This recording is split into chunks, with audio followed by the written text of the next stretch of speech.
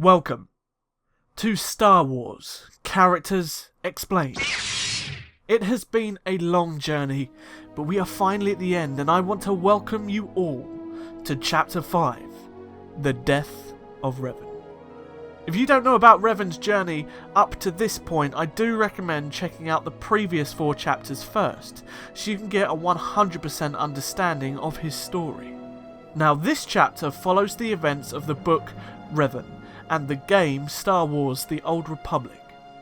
The time period of this chapter is set during 3950 BBY to 3638 BBY. If you've enjoyed this Revan series so far and go on to enjoy this chapter, perhaps consider subscribing and joining me for a lot more in-depth stories like this one. After being freed and obliterating his captor Darth Nihilus, Revan was handed his lightsaber by Mitra, a weapon he hadn't seen for a number of years after he lost it when he crashed the Ebon Hawk on Nathema. The group, consisting of Revan, Mitra, Scourge and T3M4, exited the remains of Darth Nihilus' stronghold and took Scourge's speeder back to a cave that Mitra and Scourge had originally used as a refuge. When they arrived, Revan and Mitra rested, whilst Scourge returned to Car City to gather supplies. As they sat in the cave together, Mitra asked T3 to show a hologram and play a recording. The hologram was that of his wife, Bastila, holding their 3-year-old son. He removed his mask, and Bastila's recording told Revan that their son's name was Vanna, an anagram of Revan's own name. Mitra left Revan to watch the rest of the message alone, and when it finished, she returned and the two began to speak. Revan thanked Mitra for rescuing him, and she told him about what had happened throughout the Republic in his absence. The Dark Wars, against the Sith Triumvirate and the destruction of the Jedi Order, which Mitra had left to her former companions to rebuild. Revan invited Mitra to watch Bastila's message with him in full, and the two proceeded to do so until Scourge returned. Scourge briefly asked Revan about the two that he saw in the hologram, and he answered, but Scourge chose not to delve any further, knowing that they were not friends. Scourge divulged the information he gathered on his journey to the city. He told the Jedi that the Emperor had executed the entirety of the Dark Council after Nihilus' betrayal, killing 9 of them himself and deploying his Imperial Guard to kill the other 3. He also declared martial law, and then they began to discuss the possibility of the Emperor repeating the same ritual that he had used to destroy Nathema, but they came to the conclusion that Dromancast was too important. They also concluded that the Emperor would likely be in a vulnerable state of mind, and it would be the best time to confront him and end his tyrannical rule for good. The 3 began to rest before their attempt to storm the Citadel in the morning. While Mitra began to enter deep meditation, Revan watched the message from his wife again, but was interrupted by Scourge, who wanted to learn more about Force visions, but Revan admitted that he lied to him about the vision of his escape. They then proceeded to talk about morality and sacrifice, and Revan was honest with Scourge, telling him that there was a possibility that it was not his intended destiny to destroy the Emperor. He also told Scourge about how he had left his wife and unborn child because he wanted to ensure that their future was safe, and that he was willing to die to achieve this goal. Despite being fascinated by Revan, Scourge was still a Sith and a follower of the Code, and he was irritated that somebody like Revan, who was so wise, was so willing to sacrifice himself for others. The next morning at dawn, their plan to assassinate the Emperor had begun, and Mitra, Revan, Scourge and T3 travelled to Car City, managing to gain access to the Imperial Citadel without being detected. Scourge led the group and demanded an audience with the Emperor. The guards led them into the core of the Citadel, but before they could enter the throne room, they were stopped by Captain Yari, the leader of the guards, and the same person who led Revan and Malak into a trap 7 years beforehand. When Revan was forced to turn to face the captain, she recognised his mask, but before she could detain him, Revan kicked the guardsman closest to him, and T3 began to open fire at the guards. Scourge and Mitra ignited their lightsabers and began to engage with the guardsmen. Meanwhile, Revan jumped over a guard who charged in his direction and killed him with a lightsaber strike. While Mitra kept the bulk of the guards busy and Scourge fought Yari, Revan managed to rip open the door to the throne room. The four entered along with the guards, and Revan ordered T3 to seal the entrance door. While Scourge fought and eventually killed Yari, and Mitra held off the lesser guards, the Emperor, who hadn't even moved and was still sitting on his throne, began to speak. I did not expect you to return. But Revan ignored his words and rushed forward. The Emperor stood and without moving a muscle threw Revan back, but this did not stop him. He rose to his feet and rushed the Emperor again, but this time he harnessed both the light and dark sides of the Force to repel the Emperor's second push, and the blast lit up the centre of the room, sending both the Emperor and Revan flying. They both recovered, and a surprised Emperor Vitiate hurled a bolt of lightning towards a rushing Revan, who deflected it away. Revan proceeded to dodge and repel the Emperor's next two bolts, but on the third, he deflected it directly back towards the Emperor. An enraged Emperor Vitiate stood and began to conjure a force storm similar to that of Darth Nihilus, and foolishly Revan thought that he could achieve the same thing. He stood and walked towards the Emperor's lightning storm, attempting to absorb and redirect it, but this time he failed. The Emperor's rage overwhelmed Revan's defences, and the lightning coursed through his body, boiling his skin and even welding the now superheated mask to his face. Mitra and Scourge were still holding off the guards, but in the carnage, T3M4, Revan's most loyal companion, accelerated forward and tried to ignite the Sith Lord with his flamethrower, which broke his connection to Revan, who slumped to the ground, trying to heal his burning wounds with the Force. But the Emperor protected himself from the little astromech's blazing assault and turned towards the defenceless little droid.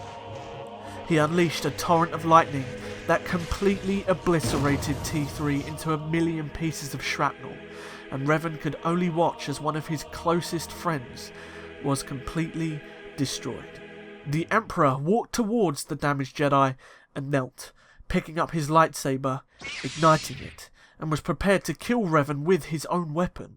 But Mitra and Scourge, who had just finished dealing with Yari and her guards, rushed to his aid.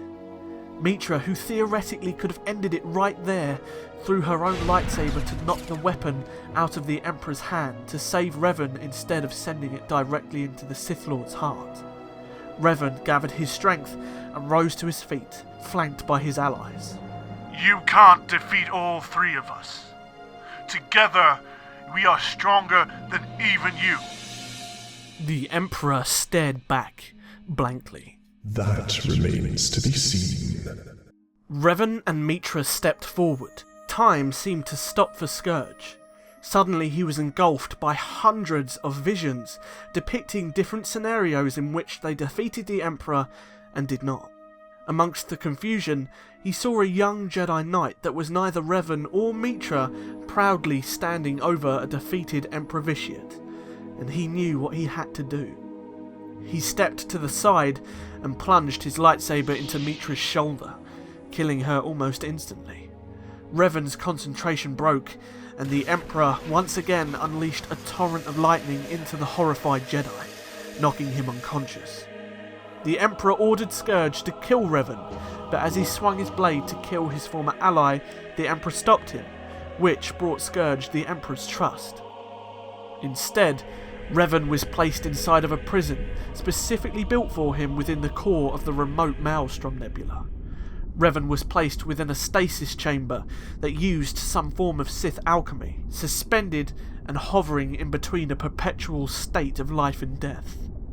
Nihilus' prison had seemed like a luxury, and for over 300 years, Revan was locked away. The Emperor fed off Revan's power, and even linked his mind with the defeated Jedi, to feed off of his knowledge of the light and dark sides of the Force. But this link worked both ways, and Revan was able to temper the Emperor's aggression, stalling his need to go to war with the Republic. Although Mitra's Force Ghost stood by Revan's side for all of those years, Revan was mentally tortured by the Emperor as well as the Dreadmasters, who tried to break him back to the dark side and use him as a slave. But in the end, he couldn't take any more. Revan's mind simply fractured from the torturous strain, and he separated himself from his body, sustaining himself solely through the Force. But a portion of his mind still experienced the combined torture of the Dreadmasters and the Emperor. In 3681 BBY, after 269 years of Revan's influence, the Emperor finally invaded the Republic and began the Great Galactic War. The war eventually came to a halt 28 years later, once again thanks to Revan's influence over the Emperor. The Cold War that followed collapsed 11 years after that, and in 3642 BBY, the Great War restarted. It was at this point that the ghost of Mitras Surik contacted the Jedi Master Oteg and prompted him to free Revan from the Maelstrom prison. Master Oteg sent a strike team consisting of 2 promising young Jedi, Meteor, the leader of the Special Forces Havoc Squad, and a reputable scoundrel to break into the prison and free Revan. Despite fighting through heavy Imperial resistance, they managed to reach the core of the prison, and they freed Revan, who was initially irritated, as he could no longer influence the Emperor's mind. But Mitra's Force Ghost came to him and calmed him down, stating that he needed to be freed, otherwise he would have eventually died. She then became one with the Force, after staying beside Revan for all of those years. Revan rendezvoused with the strike team and Master Oteg aboard the flagship the Telos, and told them the story of the Emperor and how he was going to stop him. Revan then travelled to the Jedi Temple on Tython, and shared the knowledge that he gathered on the Emperor with the Jedi High Council, and he then parted ways with them, with the intention of destroying the Emperor himself.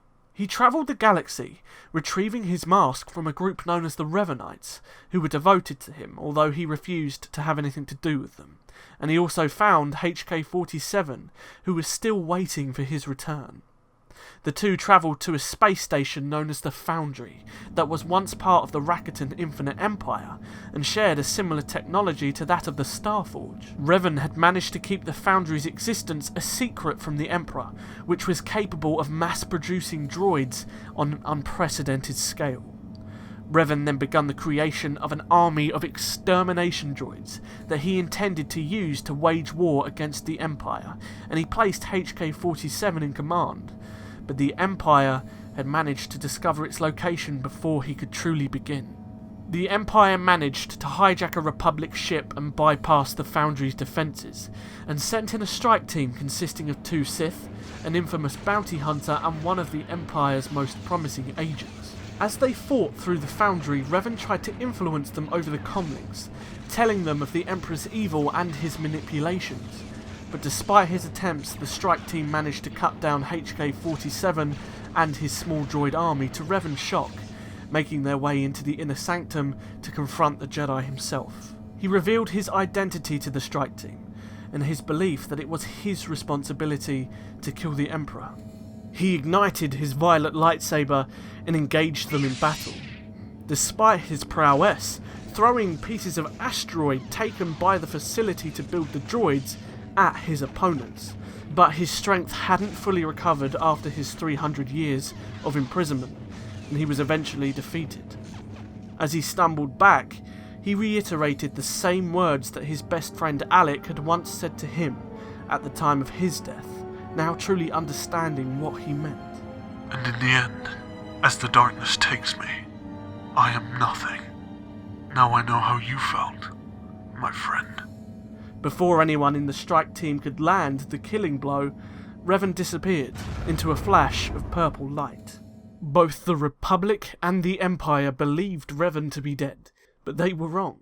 Revan himself, the part of him that escaped his body during the Emperor's torture, became one with the Force, accepting his death, but the part of his mind that stayed behind, fractured by it, refused. Driven to the brink of insanity, this fractured part of Revan took control and was hell-bent on destroying the Emperor once and for all, at any cost. This fractured, dark Revan embraced the dark side fully, believing his power to be tenfold and his clarity unclouded by compassion as he once used to be. The now insane part of Revan did this to escape the pain of the Emperor's torture, and spent 4 years in hiding, waiting for the right moment to reappear. Revan learned that the Emperor had been defeated by the same Jedi Knight that had rescued him from the Maelstrom prison, and that what remained of his spirit retreated to a temple on Yavin 4. He began to enact his plan to kill the Emperor once and for all. He retrieved a copy of HK-47 and turned to the Revanites, the devotees that he once brushed aside. The Revanite Order harboured many members of high rank in both the Empire and Republic, and secretly reformed them into the fanatical Order of Revan. 2 members of the Order, Republic Colonel Ryan Darroch and Darth Arcus of the Dark Council, were tasked with a mission to find a way to fuse Rakatan technology, used in both the Starforge and the Foundry, with living beings. They managed to achieve this to some degree, retreating to Lehon and forming a basis for what would be Revan's infinite army, soldiers that were almost invincible. However, the Republic and the Empire banded together and discovered their betrayal, destroying the first Infinite Army project and killing Darroch and Arcus on top of the Temple of the Ancients, the same temple that was deeply woven into Revan's past. Revan chose this moment to announce himself and his plan to destroy the Emperor, jumping out of hyperspace over Lehon with an entire fleet. Despite his disappointment that the Infinite Army project was destroyed, he made clear that the Infinite Army was just a side project, and that they hadn't interfered into his true plan to destroy the Emperor. He then laid waste to the temple from above, and moved forward with his plan, travelling to Rishi. Revan intended to clear the playing field by taking both the Empire and Republic out of the equation. Revan hired the Nova Blade pirate gang to use hit and run tactics against both factions, so that they would change their typical hyperspace routes, forcing them into a confrontation above Rishi.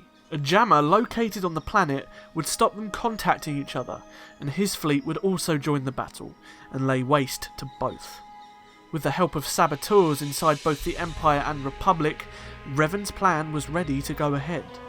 Revan had managed to capture his descendant, the Grand Master of the Jedi Order Satil Shan. However, a group posing as pirates led by one of the Jedi Knights that saved him, now known as the Hero of Tython, infiltrated the planet, rescuing her and destroying the pivotal jammer. As the fleets arrived, Revan's plan was exposed, and he was forced to move on, without destroying the Republic and Imperial militaries as planned. The Order of Revan took over control of Yavin 4, and he situated himself in a temple known as the Temple of Sacrifice. He would use this temple, which contained a Sith mechanism, to destroy all life on the moon, so that it would draw the Emperor out of hiding and back into a physical form, so that he could be killed once and for all. He began his ritual while his forces held off the Republic and Imperial coalition, but before he could complete it, a team consisting of some of the most powerful people in the galaxy managed to break through his blockade. The group that once rescued him in the Maelstrom prison, the Hero of Tython, Barson Thor, Meteor of Havoc Squad and the Smuggler, combined with Darth Nox, the Emperor's Wrath, Cypher 9 and the Champion of the Great Hunt, the same group that defeated him in the Foundry. Revan, along with HK-47, engaged in a ferocious battle atop the Temple of Sacrifice, competently repelling the entire group. However, HK-47 was destroyed, and so was the vital mechanism in the heart of the temple.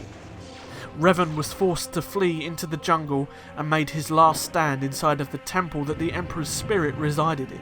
The Hero of Tython followed and cornered him, and Darth Mar, Satil Shan, Theron Shan, Lana Beniko, Shay Vizsla and Jakaro gave him backup. The fractured Jedi revealed to them the truth of his identity and how that he had been reborn after the events on the Foundry.